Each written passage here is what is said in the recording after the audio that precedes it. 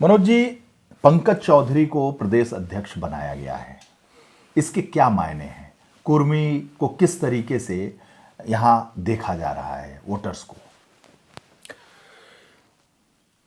इसके लिए सीधे चलते हैं अयोध्या, फैजाबाद। लल्लू सिंह कई बार के सांसद रहे, नारा भी था अब की बार 400 पार। फिर अचानक एक मरमरिंग शुरू हुई कि ये 400 पार की बात इसलिए कर रहे हैं ताकि आरक्षण खत्म कर दिया जाए। इस आरक्षण खत्म होने की बात जो उठी और लल्लू सिंह का जो बयान था वो भारतीय जनता पार्टी के लिए बहुत भारी पड़ गया। ऐसा वैसा भारी नहीं पड़ा, ठीक ठाक भारी पड़ा।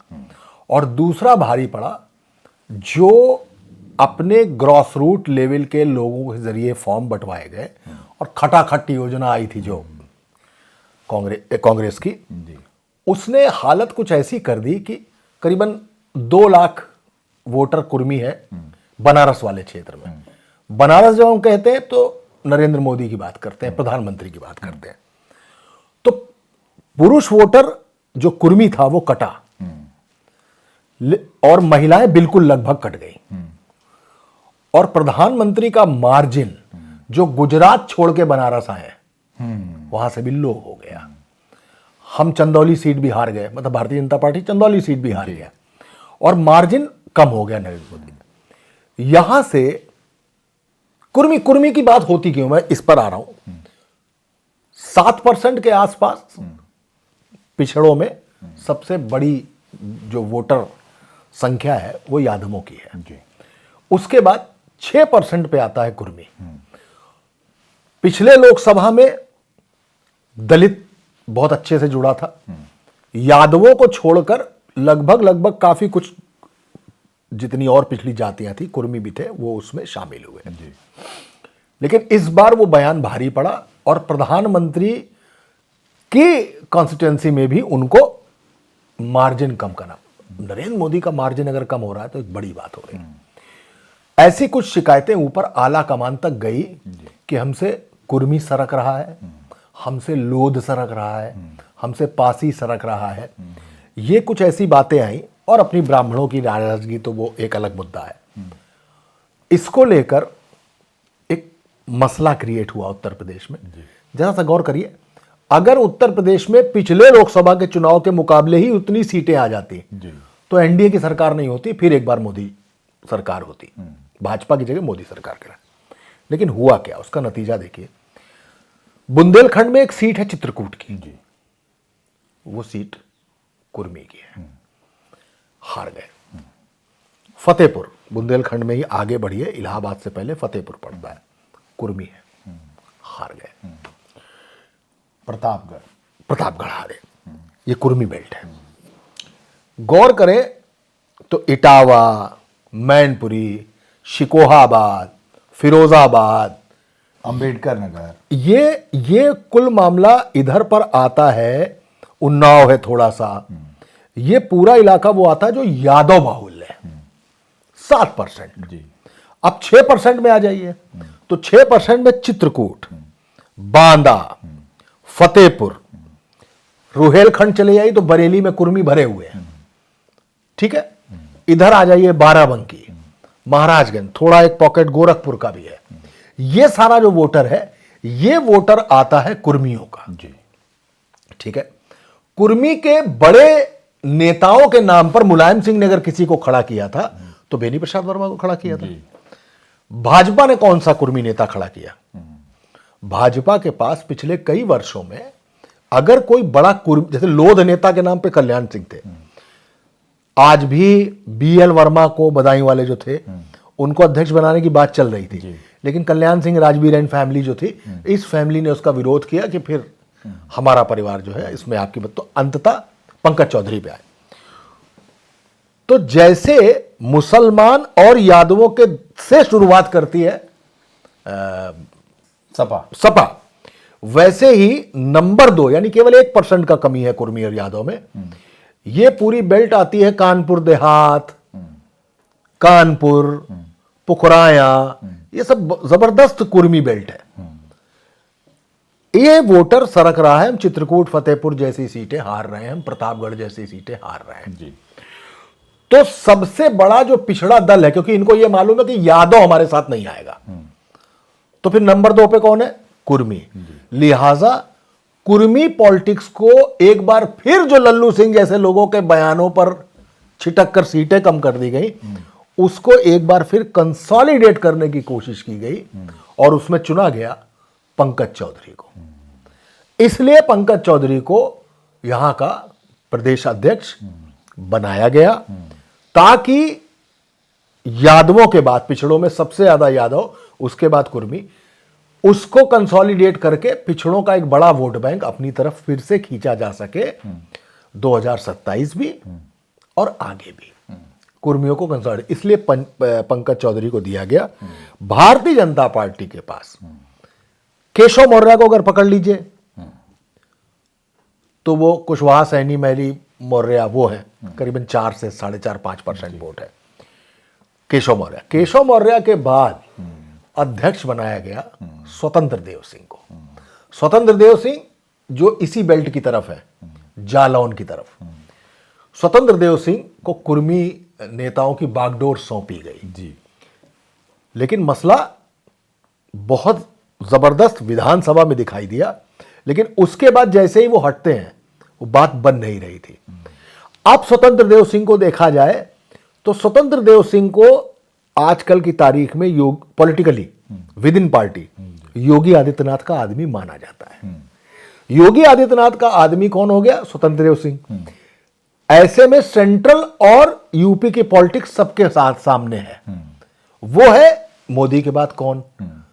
तो नाम योगी का आता है और योगी ने अपनी अलग पर्सनैलिटी खड़ी कर ली, इसलिए योगी प्रधानमंत्री के तौर पे बनते हैं।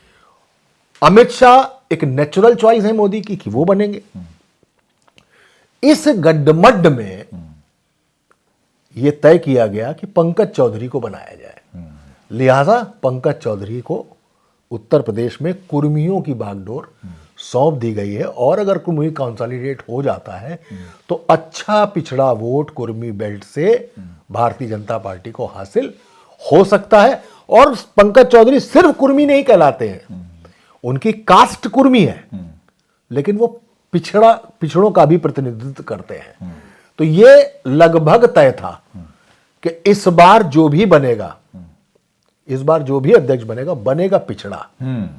तो पिछड़ा उनको बनाया गया और कोशिश की गई कि जो 6% का बड़ा वोट बैंक है यादवों के बाद, उसको कैप्टनशिप दी जाए, इसलिए कैप्टनशिप पंकज चौधरी को। तो पंकज चौधरी और योगी आदित्यनाथ एक ही जिले से, ये भी एक प्रयोग?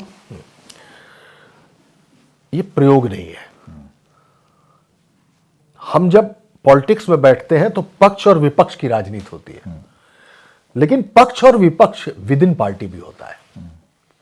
तो विद इन पार्टी जो टसल सेंट्रल और प्रदेश की चल रही है, जो योगी आदित्यनाथ की पहली गवर्नमेंट के आधे कार्यकाल से शुरू हो चुकी थी, उस पॉलिटिक्स को बड़े छोटे छोटे से उदाहरण है जिससे समझ में आ जाएगा।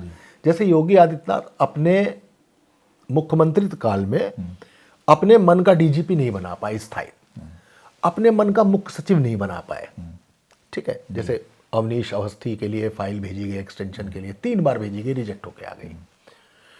उनको ही मुख्य सचिव बनाने की एक अंदर से चर्चा थी, मॉर्निंग थी। लेकिन दुर्गा शंकर मिश्रा जो सेंट्रल में थे, जिस दिन रिटायर हो रहे थे उसी दिन उनको एक्सटेंशन देके उत्तर प्रदेश का मुख्यमंत्री बना दिया गया। तमाम सारे मंत्री, चाहे वो ब्रजेश शुक्ला हो, चाहे वो केशव मौर्य हो, जितिन दिल्ली जा चुके हैं, AK शर्मा ऊर्जा मंत्री, नगर विकास मंत्री, नितिन अग्रवाल, ये सारे लगभग वो मंत्री हैं जो सेंट्रल कोटे से यहां बने हैं। पिछले चुनाव में बात आई ना कि योगी आदित्यनाथ की बताई हुई एक भी टिकट नहीं दी गई। इन सारी चीजों के दौरान ये बात आती रही कि अब योगी हटा दिए जाएंगे, अब योगी हटा दिए जाएंगे, अब योगी हटा दिए जाएंगे, ये होता रहा। और इसकी शुरुआत कहां से हुई थी? जब योगी आदित्यनाथ की पहली वाली गवर्नमेंट में AK शर्मा भेजे गए, जो ब्लू आइड बॉय हैं प्रधानमंत्री नरेंद्र मोदी के, गुजरात में IS रहे, उनको भेजा गया और इससे भेजा गया कि ये मंत्री की शपथ भी लेंगे, कैबिनेट मंत्री के, और इनको गृह विभाग दिया जाएगा। लेकिन वहां से वो टसल शुरू होती है, उनको नहीं दिया जाता है। यहां से झंझट शुरू हुआ। इस बार ए के शर्मा दो बड़े विभागों के मंत्री, ऊर्जा, नगर विकास, आवास, समझिएगा। तो ये सारी पॉलिटिक्स का अगला चैप्टर समझ लीजिए, अगला वॉल्यूम समझ लीजिए। वो पंकज चौधरी है, वो पंकज चौधरी जो कुर्मी के भी नेता कहलाएंगे, वो पंकज चौधरी जो एक पिछड़ा चेहरा भी कहलाएंगे, और वो पंकज चौधरी जो खुद गोरखपुर से हैं।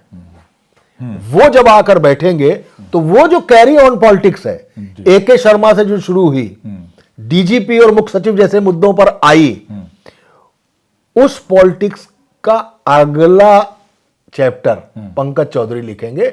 वजह, ताकि योगी आदित्यनाथ पर एक तरीके से कब्जा रखा जा सके। ऐसा ना हो कि मुख्यमंत्री ने कहा और पंकज चौधरी ने ओके किया। क्या कुछ तो होगा ना कि जब योगी आदित्यनाथ टिकट मांग रहे थे तो टिकट नहीं देने दिया गया, जब योगी आदित्यनाथ डीजीपी मांग रहे थे नहीं होने दिया गया स्थायी, जब योगी आदित्यनाथ मुख्य सचिव मांग रहे थे तो मुख्य सचिव नहीं दिया गया, जब योगी आदित्यनाथ अपने ही एक बड़े अफसर को, जो सलाहकार है इस समय, आखिर योगी आदित्यनाथ ने अवनीश अवस्थी को अपना सलाहकार बनाया ना, उस अवनीश अवस्थी की एक एक्सटेंशन की फाइल नहीं होगी लेकिन दुर्गा शंकर की हो जाएगी। तो वो टसल जो चली आ रही है, उस टसल का अगला एपिसोड है, अगला सीजन है पंकज चौधरी। इसलिए गोरखपुर से योगी आदित्यनाथ भी हैं और पंकज चौधरी भी गोरखपुर से ही है। दोनों गोरखपुर से हैं, लेकिन उत्तर और दक्षिण ध्रुव हैं। कोई तो होगा ना जो टिकट के लिए मना कर देता होगा, कोई होगा ना जो डीजीपी के लिए मना कर देता होगा, कोई होगा जो एक्सटेंशन की फाइल रिजेक्ट करवाता होगा, कोई जो होगा जो मुख्य सचिव नहीं बनने देता होगा। उस टसल का अगला सीजन पंकज चौधरी है, जो सीधे तौर पर योगी आदित्यनाथ की बात नहीं सुनेंगे, क्योंकि अध्यक्ष रहते हुए स्वतंत्र देव योगी आदित्यनाथ की ही बात सुनते थे। और तभी ऐसा होता था कि कोई केशव मौर्य कहता था सरकार से बड़ा संगठन है। उस राजनीति का हिस्सा संगठन अपनी हैसियत दिखा के यह बताना चाहता है कि वास्तव में सरकार बड़ी नहीं है, कद तो ऊंचा हमेशा संगठन का है। इसीलिए संगठन में वो आदमी लाया गया है जो सिर्फ आला कमान की सुनेगा, मुख्यमंत्री की नहीं। और स्वतंत्र देव सिंह जो पटेल हैं, वो खुद बनना चाहते थे, योगी आदित्यनाथ उन्हें बनाना चाहते थे, और संगठन में भी उनको अनुभव पहले से है। प्रदेश अध्यक्ष रहे हैं, युवा मोर्चा के अध्यक्ष रहे हैं, संगठन में वो कम से कम 30 सालों से सक्रिय हैं, तो एक एक जिले को जानते हैं। पंकज चौधरी से ज़्यादा जिलों को जानते हैं, कार्यकर्ताओं को जानते हैं, नेताओं को जानते हैं, और संगठन के वो माहिर माने जाते हैं, लेकिन उन्हें नहीं बनाया गया। ये आपने जितनी बातें कही है कि वो युवा मोर्चा रहे, 2014 से लेके और काफी आगे तक नरेंद्र मोदी की जितनी भी रैलियां उत्तर प्रदेश में होती थी, उसका सारा जिम्मा स्वतंत्र देव के पास रहता था। लेकिन जब ये रिफ्ट शुरू हुआ, यूपी बनाम दिल्ली, संगठन बनाम सरकार, ये जब शुरू हुआ, ऐसे में जितनी क्वालिटीज आप स्वतंत्र देव की गिना रहे हैं, वो एक डिस्क्वालिटी में बदल गई कि ये योगी आदित्यनाथ के करीब है। और यहां से स्वतंत्र देव के रिपोर्ट कार्ड में नंबर कटना शुरू हो गए। उनकी राइटिंग भी खराब हो गई। मैथ्स, इंग्लिश, हिंदी, ज्योग्राफी, जितने भी सब्जेक्ट हैं, वो सारे सब्जेक्टों के 33 नंबर हो गए उनके। अब उनके किसी सब्जेक्ट में डिस्टिंक्शन नहीं है। तीसरी बात, उनको उनके ऊपर ठप्पा लगा योगी आदित्यनाथ का आदमी होने का।